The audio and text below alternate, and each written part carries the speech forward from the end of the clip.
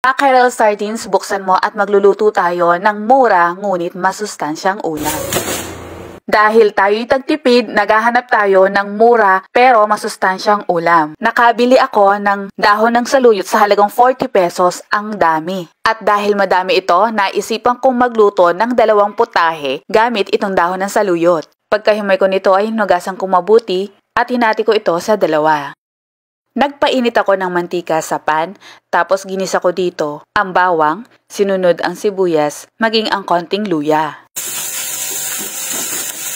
Naglagay din tayo dito ng kamatis at konting patis. Siyempre, sisimplehan lang natin ang ating ulam ngayon dahil talaga namang tayo ay nagtitipid. Hintayin lang nating mapalambot itong kamatis at habang hinihintay ay tayo naman magbubukas ng 1 lata ng mackerel sardines. Ang ginamit kong size dito ay yung 200 grams. Nabili ko to sa halagang 52 pesos sa tabing tindahan. Pero syempre mas mura ito kung bibili kayo sa mga grocery stores. Pagkalagay ko ng sardines ay hinati-hati ko itong mga isda dito na malalaki.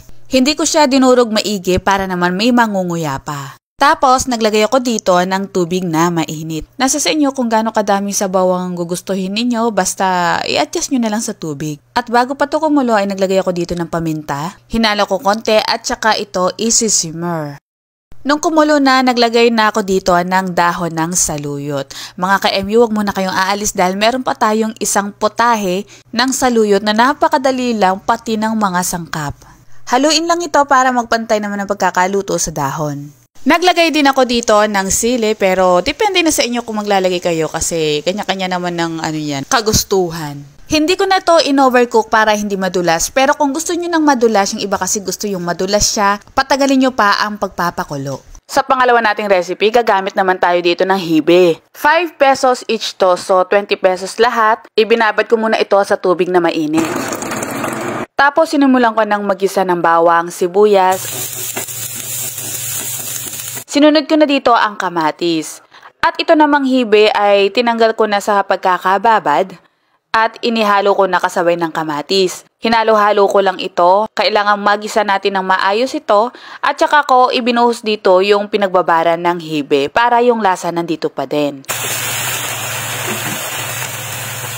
Naglagay ako dito ng toyo. Paminta, pwede ninyo lagyan ng konti pang asukal para pambalanse sa alat.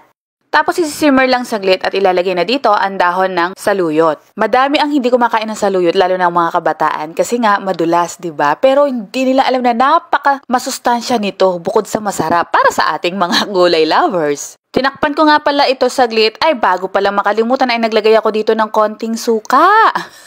Simmer for 2 minutes at pwede na itong haluin. O diba, sa napakamurang halaga lang ay magkakaroon na tayo talaga ng masustansyang ulam. Hindi naman ninyo kailangang lutuin ito ng sabay na ganitong putahe. Pwedeng yung isa lang na may sardinas ay ang mura nun. Pati rin naman itong adobong saluyot. So far, sa 2 putahe na ito, wala pang 150 ang nagastos ko. Ikaw ba ka-MU? Magkano ang nagagastos mo sa ulam kada araw? Comment mo naman yan.